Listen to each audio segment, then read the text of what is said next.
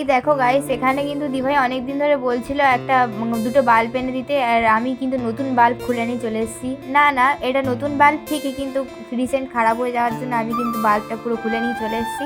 আর এখানে ও কি বানাচ্ছে তোমরা দেখো গাইস।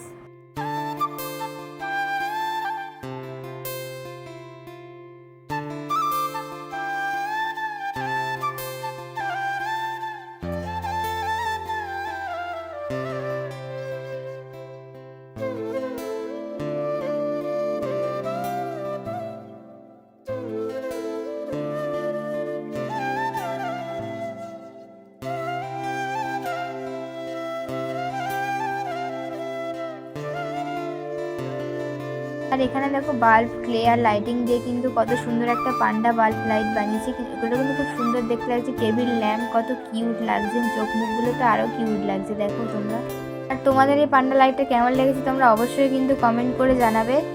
আর তোমরাও কিন্তু চাইলে বাড়িতে ঝটপট করে পান্ডা লাইটটি কিন্তু বানিয়ে নিতে পারো। তো আজকের জন্য টাটা।